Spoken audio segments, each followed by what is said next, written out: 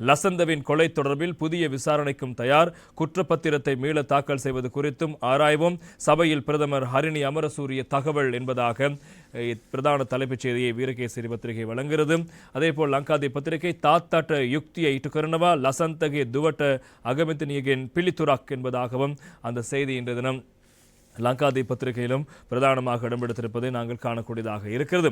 லசந்த விக்ரமதுங்கவின் படுகொலை விவகாரத்தில் எமது அரசாங்கம் நீதியை நிலைநாட்டும் என்றும் எதிர்பார்த்துள்ள மக்களுக்கு தற்போதைய செயற்பாடுகள் உணர்வுபூர்வமாக அமையும் என்பதை ஏற்றுக்கொள்கிறேன். சட்டமா அதிபர் திணைக்களம் ஒரே போக்கில் செயற்படுவதை அவதானித்துள்ளோம். புதிய விசாரணைகளையும் மேற்கொள்ளவும் சாட்சியம் திரட்டவும் தேவையாயின் புதிய குற்றப்பத்திரத்தை தாக்கல் செய்வது குறித்தும் ஆராயவும் நடவடிக்கை எடுக்கப்படும். லசந்த விக்ரமதுங்க படுகொலை தொடர்பில் ஒருநாள் விவாதம் நடத்த நாம் தயார் என்றும் பிரதமர் கலாநிதி ஹரிணி அமரசூரிய சபையில் நேற்று தெரிவித்திருக்கின்றார்.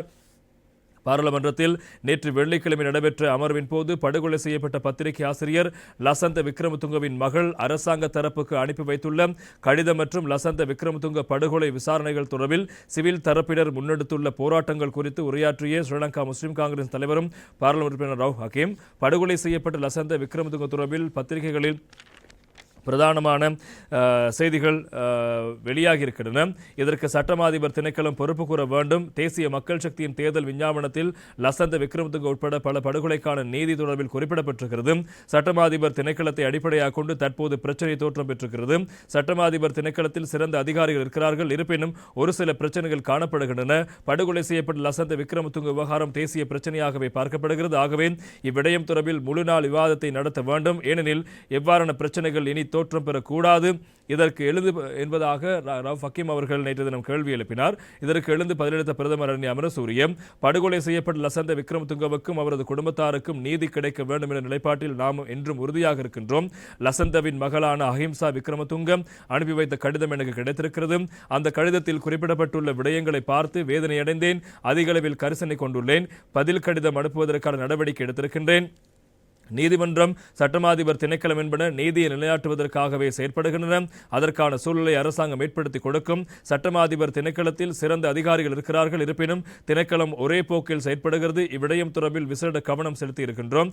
அடுத்த கட்ட நடவடிக்கைகளை மேற்கொள்வதற்கு தடையாக உள்ள விடயங்கள் குறித்து மீளாய்வு செய்யப்படுகிறது. புதிய குற்றப்பத்திரம் தாக்கல் செய்வது குறித்து மீளாய்வு செய்யப்படும். இது மிகவும் முக்கியமான ஒரு விடயம் என்பதை நானும் ஏற்றுக்கொள்கின்றேன். ஏனெனில் ஒட்டுமொத்த நாடும் இவ்விடயத்தில் நீதி கிடைக்க வேண்டும் என்று கோருகிறது. தற்போது நிலைவரம் குறித்து ஜனாதிபதி சட்டமாதிபரோடு கலந்துரையாடலில் ஈடுபட்டிருக்கின்றார். அவசியமாயின் புதிய விசாரணைகளை மேற்கொள்ளவும் சாட்சியம் திரட்டவும் ஆலோசிக்கப்படுவதற்கான அதற்கான வலியுறுத்தலையும் சட்டமாதிபரிடம் முன்வைப்பேன். எமது அரசாங்கம் நீதியை நிலைநாட்டும் என்று எதிர்பார்த்துள்ள மக்களுக்கு தற்போதைய செயற்பாடுகளை பார்க்கையில் அது உணர்வுபூர்வமானதாக அமையும் என்பதை ஏற்றுக்கொள்கின்றேன். ஆகவே இவ்விடயம் தொடர்பில் முழு நாள் விவாதத்தை நடத்த தயாராக இருக்கின்றோம். சட்டமாதிபர் திணைக்களம் அரசியல் பிடிக்குள் சிக்குள்ளாமல் இருப்பதற்கும் நீதியை நிலைநாட்டுவதற்கும் அரசாங்கம் பொறுப்புடன் செயற்படும் என்பதை குறிப்பிட்டுக் கொள்வதாக நேற்று தினம் பிரதமர் கலாநிதி ஹரிணி அமரசூரிய அவர்கள் தெரிவித்திருந்தார்.